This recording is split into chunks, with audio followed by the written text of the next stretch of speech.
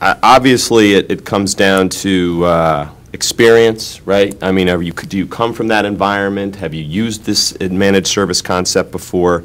Are you comfortable with it, or do you want to hug your servers? Do you want to know exactly where data resides on what server at what time? And I've been involved with debates on one side or the other, but I'm really, I'm always open for change. I ultimately think change is a good thing, and this is just another opportunity for agencies to see how they want to run their business. Coming from the technical aspect of within my professional career, operations is something that you get really comfortable with owning and seeing every day, and walking into that data center and just knowing that things are the way they are.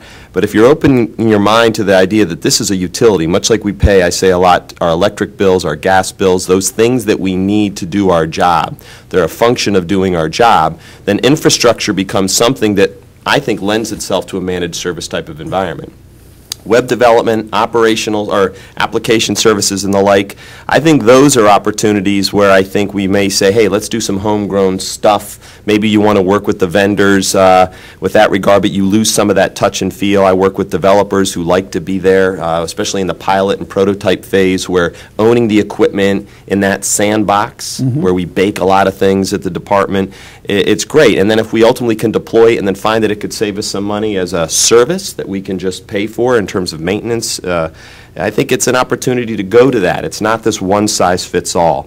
I think, too, with this question, it's not just the CIO anymore, right? You've got procurement officers, you've got the chief financial officers who have to understand why I would go there. So there's a big sell and education piece that has to take place when making this decision, to Henry's point about it's not just something you go off and do. You have to do a little bit of homework.